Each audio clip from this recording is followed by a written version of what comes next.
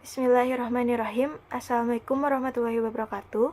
Perkenalkan, nama saya Sidonya Pertiwi, NPM 102200010 dari kelas C1 Akuntansi. Di video ini saya akan menjelaskan mengenai Ma'rifatul Quran. Materi pertama mengenai Ta'riful Quran, mengenal Al-Quran. Al-Quran diturunkan secara mutawir, maksudnya secara berangsur-angsur. Al-Quran diturunkan kepada Nabi Muhammad melalui malaikat Jibril memang tidak sekaligus, melainkan bertahap sesuai dengan permasalahan yang terjadi yang dialami oleh Nabi Muhammad SAW saat menjadi Rasul. Sejarah Al-Quran. Sejarah turunnya Al-Quran atau sering kita dengar sebagai Nuzulul Quran. Peringatan Nuzulul Quran sebagai bentuk penghormatan atau pengagungan terhadap Al-Quran. Kebanyakan masyarakat hanya sebatas mengetahui bahwa Al-Quran diturunkan pada bulan Ramadan, namun sebenarnya ada beberapa tahapan Al-Quran itu diturunkan kepada Nabi Muhammad SAW dengan tahapan sebagai berikut. Tahapan pertama, Al-Quran diturunkan secara sekaligus dari Allah ke Lauh Al-Mahfuz, yaitu sesuatu tempat yang merupakan catatan tentang segala ketentuan dan kepastian Allah. Tahapan kedua, Al-Quran diturunkan dari Lauh Al-Mahfuz ke Bal Al-Hijjah, tempat yang berada di langit dunia. Tahapan ketiga, Al-Quran diturunkan dari Bal Al-Hijjah ke dalam hati Nabi Muhammad secara berangsur-angsur. Waktu turunnya Al-Quran selama kurang lebih 23 tahun atau tepatnya 22 tahun, 2 bulan, 22 hari, terdiri dari 30 juz, 114 surat, dan 6.363 ayat. Surat yang pertama diturunkan adalah surat Al-Alaq ayat 1-5. Diturunkan pada malam 17 Ramadan tahun 610 Masehi di Gua Hiro. Dengan diterimanya wahyu pertama ini, Nabi Muhammad resmi menjadi Rasul. Surat terakhir yang diturunkan adalah Quran Surat Al-Maidah ayat 3. Ayat tersebut diturunkan pada tanggal 9 Zulhijjah tahun 10 Hijriah di Padang Arafah. Ketika itu beliau sedang menunaikan haji wada atau haji perpisahan. Beberapa hari sesudah menerima wahyu tersebut, beliau wafat. Materi kedua mengenai mukjizat. Mukjizat adalah sesuatu yang luar biasa yang bertentangan dengan adab atau keluar dari batas-batas faktor yang telah diketahui. Seperti dalam surat Al-Hud ayat 14. A'udzubillahi minasyaitonirrajim. Fa in lam yasta'zibu lakum ta'lamun annama unzila bi ilmi lahi wa la ilaha illahu fa'al antum muslimun. Yang artinya, jika mereka yang kamu seru itu tidak menerima seruanmu, ajakanmu itu, maka ketahuilah sesungguhnya Al-Quran itu diturunkan dengan ilmu Allah, yang bahwasanya tidak ada Tuhan selain Dia.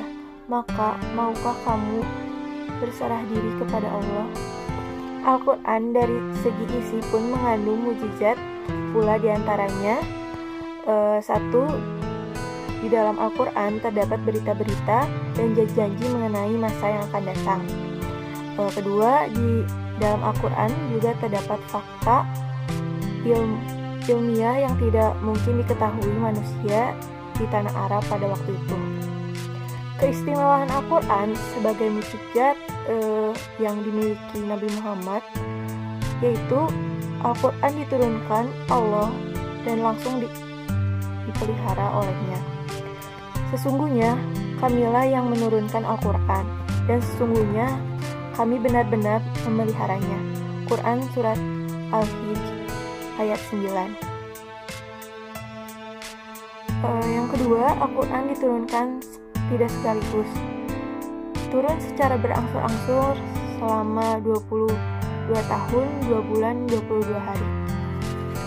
Selain itu, Al-Quran juga bersifat pembenaran dari kitab-kitab sebelumnya.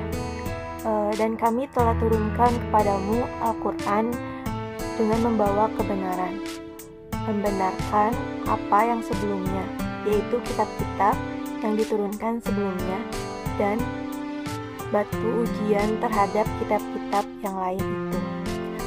Quran Surat Al-Maidah ayat 48. Setelah itu juga berlaku untuk seluruh umat manusia. Al-Quran itu berlaku untuk seluruh umat manusia. Dalam Quran Surat Al-Furqan dijelaskan, Maha Suci Allah yang telah diturunkan Al-Furqan, Al-Quran kepada hamba-hambanya agar dia menjadi pemberi peringatan kepada seluruh alam. Al-Quran diturunkan ke dalam hati Nabi Muhammad SAW. Tafsir Ibnu Katsir, dan sesungguhnya Al-Quran ini benar-benar diturunkan oleh Tuhan semesta alam. Dia dibawa turun oleh Ar-Ruhul Amin atau Jibril ke dalam hatimu Muhammad, agar kamu menjadi salah seorang di antara orang-orang yang memberi peringatan dengan bahasa Arab yang jelas. Materi ketiga mengenai Asmaul Quran, nama-nama Al-Quran. Al-Quran secara bahasa berarti bacaan, karena seluruh isi dalam Al-Quran adalah ayat-ayat firman Allah dalam bentuk bacaan yang berbahasa Arab. Seperti dijelaskan dalam surat Al-Waqiah ayat 77 yang berbunyi, A'udzubillahi minasyaitonirrajim. Innahu laqur'anun karim. Yang artinya, sesungguhnya Al-Quran ini adalah bacaan yang sangat mulia.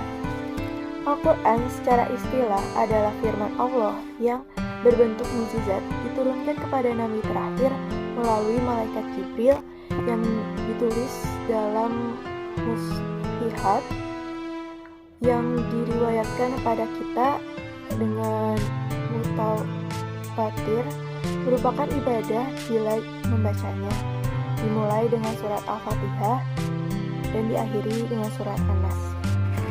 Nama-nama Al-Quran. Yang pertama, Alkitab. Alkitab dalam bahasa Arab berarti buku yang khusus. Yang kedua ada Al-Huda, yang berarti petunjuk. Yang ketiga ada Ar-Rahmah, yang berarti rahmat. Yang keempat ada An-Nur, yang berarti cahaya. Dan yang kelima Ar-Ruh, yang berarti menghidupkan sesuatu. Yang selanjutnya Asy-Syifa, penawar atau obat. Setelah itu ada Al-Had, yang artinya kebenaran. Seperti dalam firman Allah, Quran Surat Al-Baqarah ayat 147 yang berbunyi, A'udzubillahi minasyaitonirrajim. Ayhakum min rabbika fala takunan nabiyina muntarim. Yang artinya, kebenaran itu dari Tuhanmu, sebab itu jangan sekali-kali kamu termasuk orang-orang yang ragu. Selain itu, nama-nama Al-Quran lainnya yaitu Al-Bayan, yang artinya penerangan. Terus ada Al-Mau'izah, yang artinya pembelajaran. Ada Al-Zikr, yang artinya petunjuk. Dan juga ada Al-Bushran, yang artinya kabar gembira. Sekian dari saya. Mohon maaf apabila ada kesalahan lisan, pengucapan, maupun perilaku. Terima kasih atas perhatiannya. Wabillahi taufiq wal hidayah. Wassalamualaikum warahmatullahi wabarakatuh.